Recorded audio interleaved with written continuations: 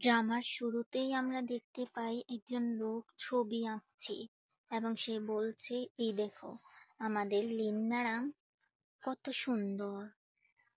বাকিরা সবাই বলে, তোমার ছবি আঁকাই তো হয়নি, উনি এই সৌজ শহরের সব থেকে সুন্দরী মেয়ে, ওনার চেহারা এইরকম হবে কি করে। একজন বলে, উনি এখনো বাইরে আসলো না কেন? সে বলে, আরে ওনার আজকে 24 বছর পূর্ণ হয়েছে, মেয়েদের তো জন্মদিনের দিন সাজতে একটু সময় লাগে। এরপর আমাদেরকে এরপর আমাদেরকে লিনকে দেখানো হয়।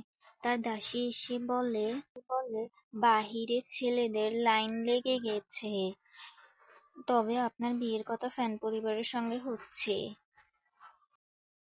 লিনের ছোট বোন হুয়া এসে বলে, আফু, মামা মামি তোমাকে ফ্যান পরিবারের কাছে কেন বিয়ে দিতে চায়? পরিবার অনেক ধনী, তার সঙ্গে আমার বিয়ে হলে আমার ভাগ্য খুলে যাবে। হুয়া বলে, তুমি একবার বলেছিলে আমাদের বাবা মা আমাদের সম্পত্তির মোট 5 লাখ স্বর্ণ মুদ্রা ডিপোজিট করে রেখেছে, ওইটা পেয়ে গেলে ফ্যান পরিবার আমাদের ধারে কাছেও থাকবে না। দাসী লিনসি বলে, কিন্তু রাজ্যের আইন অনুযায়ী বাবা মায়ের মৃত্যুর পর ছেলে মেয়ে যদি সম্পদ চায়, তাহলে তাদেরকে এটা প্রমাণ করতে হয় যে তারা একটা বাড়ির মালিক।